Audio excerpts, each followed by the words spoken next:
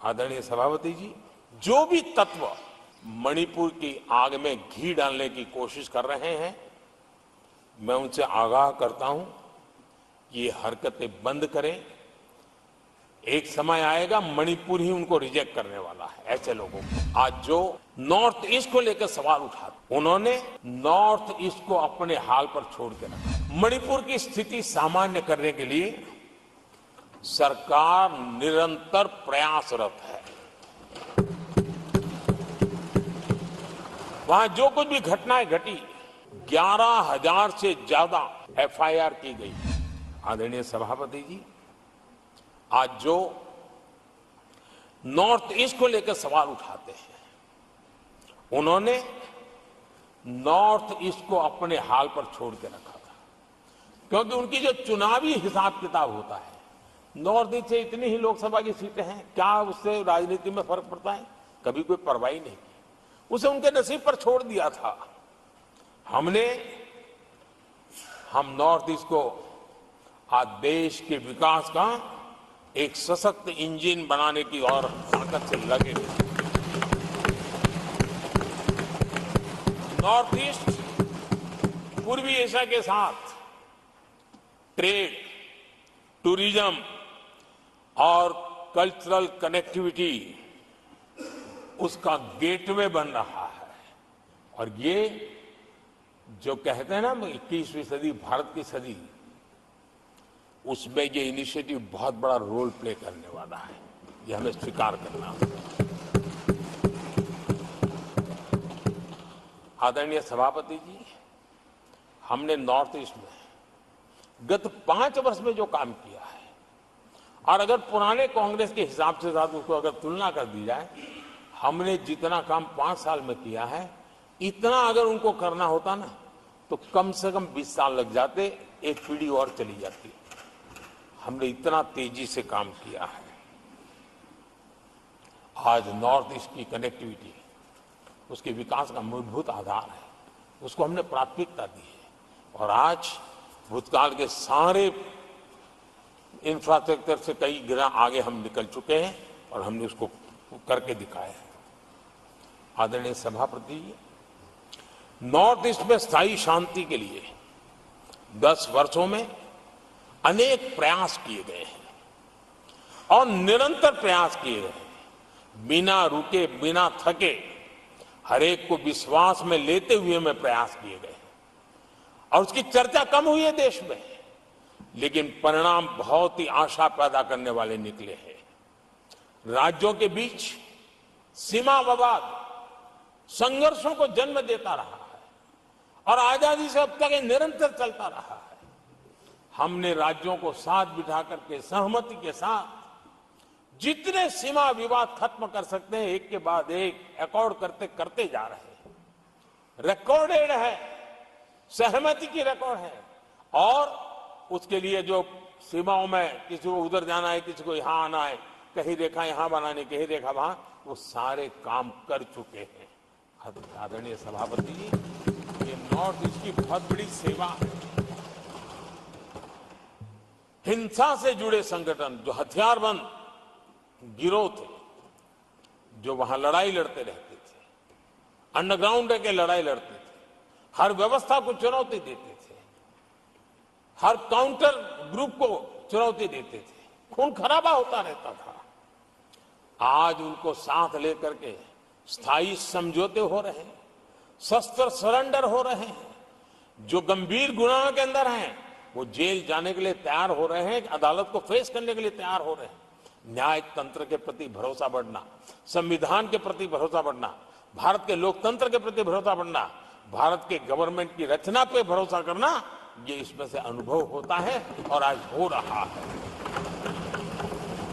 आदरणीय सभापति जी, मणिपुर के संबंध में मैंने पिछले सत्र में विस्तार से बात कही थी, लेकिन आज मैं फिर से एक बार दोहराना चाहता हूं। मणिपुर की स्थिति सामान्य करने के लिए सरकार निरंतर प्रयासरत है।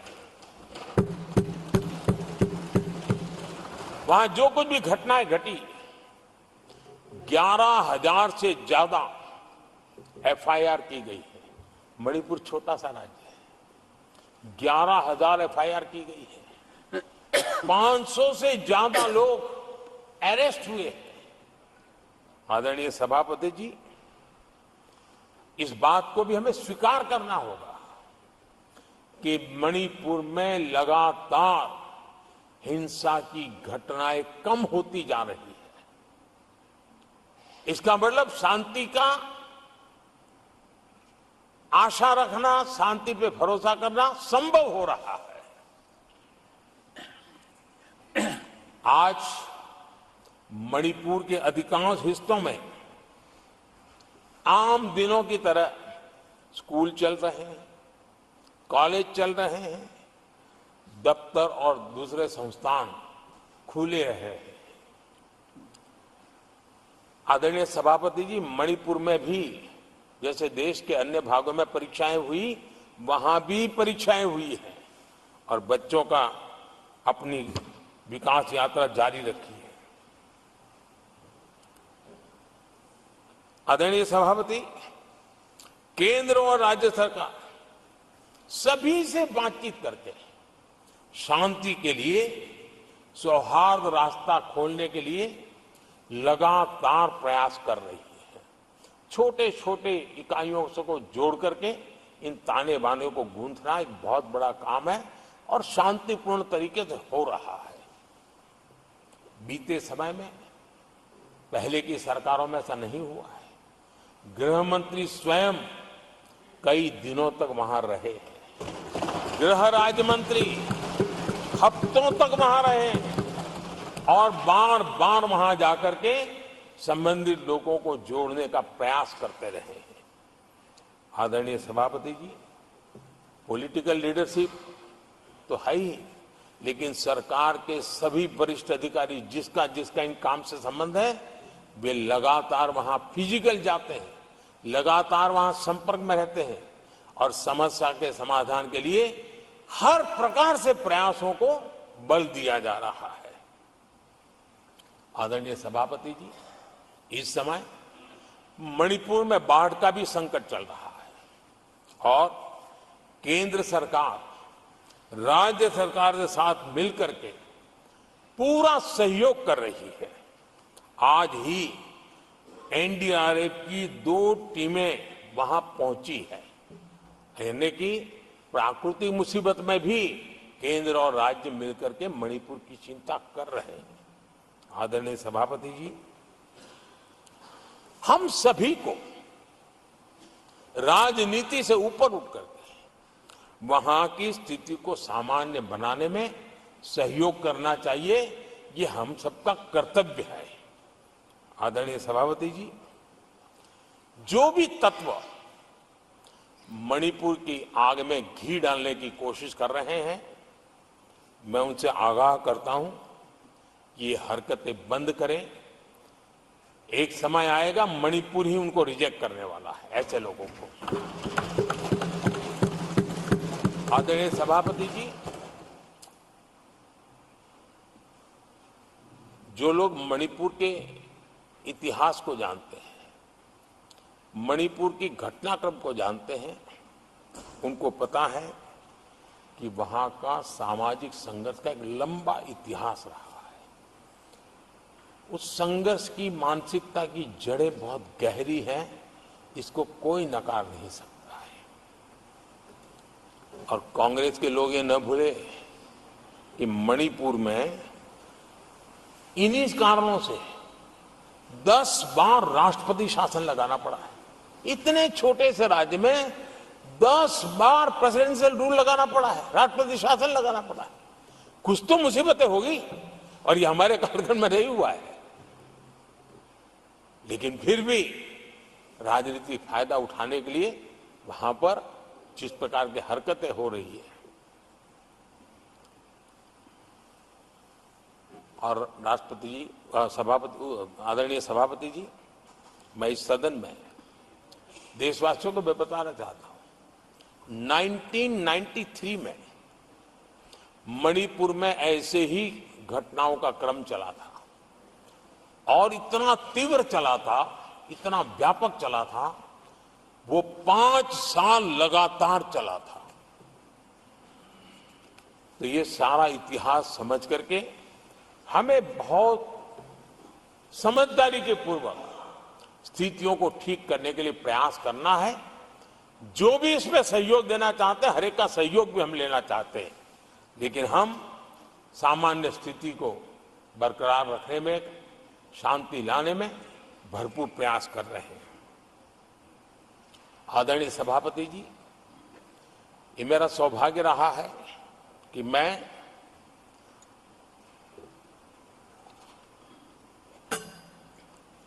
प्रधानमंत्री प्रधान सेवक के रूप में यहां आया।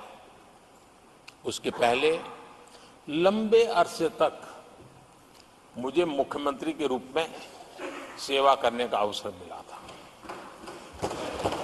और इसके कारण मैं अनुभव से सीखा हूं कि फेडरलिज्म का महात्म्य क्या होता है, और उसी में से कोऑपरेटिव फेडरलिज्म और उसी में से कॉम्पिटिटिव कोऑपरेटिव फेडरलिज्म, इन विचारों को मैं बल देता आया हूं। और इसीलिए जब G20 समिट हुई तो हम दिल्ली में कर सकते थे, हम दिल्ली में बहुत बड़ा तामझाम के साथ मोदी की वाहवाही कर सकते थे, लेकिन हमने ऐसा नहीं किया। हमने हर देश के हर राज्य के अंदर अलग अलग कोने में G20 के महत्वपूर्ण कार्यक्रम किए। उस राज्य को ज्यादा से ज्यादा वैश्विक प्रतिष्ठा मिले, इसके लिए प्रयास किया गया। उस राज्य का ब्रांडिंग हो, विश्व उस राज्य को जाने पहचाने, उसके सामर्थ्य को जाने और उसकी विकास यात्रा के लिए खुद भी अपना नसीब आजमाए, इस दिशा में हमने काम किया है। क्योंकि हम जानते हैं कि फेडरलिज्म के और रूप होते हैं। आदरणीय सभापति जी, जब कोविड के खिलाफ हम लड़ाई लड़ते थे, जितनी बार मुख्यमंत्रियों के साथ संवाद हुआ है, शायद हिंदुस्तान की आजादी के इतिहास में इतने कम समय में इतनी बार नहीं हुआ है, हमने किया। आदरणीय सभापति जी, ये सदन एक प्रकार से राज्यों से जुड़ा हुआ सदन है, और इसलिए राज्यों के विकास के कुछ फोकस एरिया, उसकी चर्चा इस सदन में करना मैं उचित मानता हूं। और मैं कुछ आग्रह भी साझा करना चाहता हूं। आज हम एक ऐसी स्थिति में हैं जहां हम अगली क्रांति का नेतृत्व कर रहे हैं। इसलिए सेमीकंडक्टर्स और इलेक्ट्रॉनिक मैन्युफैक्चरिंग जैसे सेक्टर्स में हर राज्यों ने बड़ी प्राथमिकता से साथ अपनी नीतियां बनानी चाहिए, योजनाओं लेकर के आगे आना चाहिए। और मैं चाहता हूं कि राज्यों के बीच विकास की स्पर्धा हो, निवेश आकर्षण करने वाली नीतियों में स्पर्धा हो, और वो भी गुड गवर्नेंस के माध्यम से हो, स्पष्ट नीतियों के माध्यम से हो। मैं पक्का मानता हूं कि आज जब विश्व भारत के दरवाजे पर दस्तक दे रहा है, तब हर राज्य के लिए अवसर है। और जब ये राज्यों से जुड़ा हुआ सदन है, तो मैं आग्रह करूंगा राज्यों से कि आप आगे आइए और विकास की यात्रा में आप भी इसका फायदा उठाइए। रोजगार सृजन में इस राज्यों के बीच स्पर्धा क्यों न होनी चाहिए। फलाने राज्य की उस नीति के कारण उस राज्य में नौजवानों को इतना रोजगार मिला, तो दूसरा राज्य कहा है तुम्हारी नीति में मैंने +1 कर दिया तो मुझे ये फायदा मिला। रोजगार के लिए राज्यों के बीच में स्पर्धा क्यों नहीं होनी चाहिए। मैं समझता हूं कि ये देश के नौजवानों के भाग्यों को बदलने में बहुत काम आएगा। आज नॉर्थ ईस्ट में, असम में सेमीकंडक्टर पर तेज गति से काम चल रहा है, और इससे असम, नॉर्थ ईस्ट, वहां के नौजवानों को बहुत ही फायदा होने वाला है, और साथ साथ देश को भी फायदा होने वाला है।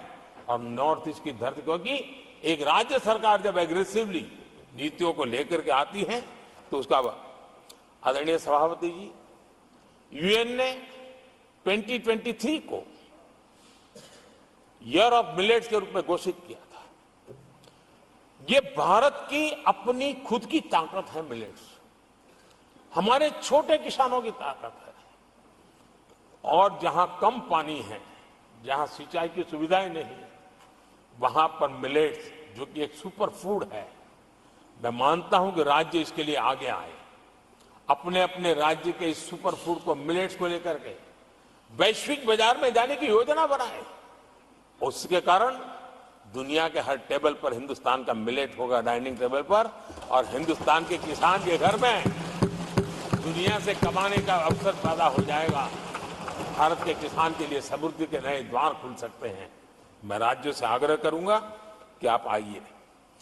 आदरणीय सभापति जी, दुनिया के लिए न्यूट्रिशन मार्केट, इसका सॉल्यूशन भी हमारे देश के मिलेट में है। ये सुपर फूड है, और जहां पर न्यूट्रिशन की चिंता है, वहां पर हमारा मिलेट बहुत बड़ा काम कर सकता है।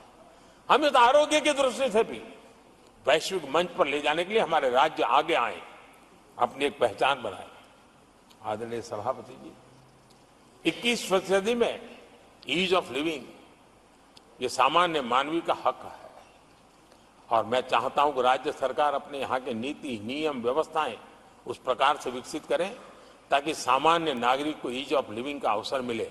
और इस सदन से राज्यों को अगर वो संदेश जाता है तो देश के लिए उपयोगी होगा। आदरणीय सभापति जी, भ्रष्टाचार के खिलाफ जो हमारी लड़ाई है, उसको हमें कई स्तरों पर नीचे ले जाना पड़ेगा। और इसलिए चाहे पंचायत हो, नगरपालिका हो, महानगरपालिका हो, तहसील पंचायतें हो, जिला परिषद हो, ये सारी इकाइयों में एक ही मिशन के साथ भ्रष्टाचार से मुक्ति का राज्य अगर बीड़ा उठाएंगे तो हम बहुत तेजी से देश के सामान्य मानवी को जो भ्रष्टाचार से जूझना पड़ता है, उससे मुक्ति दिला सकते हैं। आदरणीय सभापति जी, समय की मांग है कि हमारे यहां एफिशिएंसी अब होती है, चलती है का जमाना चला गया है। 21वीं सदी में भारत को, अगर भारत की सदी के रूप में अपने आप को प्रस्तावित करना है, तो हमारे गवर्नेंस के मॉडल में, हमारे डिलीवरी के मॉडल में, हमारे निर्णय प्रक्रिया के मॉडल में एफिशिएंसी बहुत अनिवार्य है। मैं आशा करता हूं कि सर्विस की स्पीड बढ़ाने में, निर्णयों की स्पीड बढ़ाने में एफिशिएंसी की दिशा में काम होगा। और जब इस प्रकार से काम होते हैं तो ट्रांसपेरेंसी भी आती है, इफ्स एंड बर्ड्स भी नहीं रहते हैं, और सामान्य मानवीय के हकों की रक्षा भी होती है, और ईज ऑफ लिविंग, इसका एहसास हर नागरिक कर सकता है।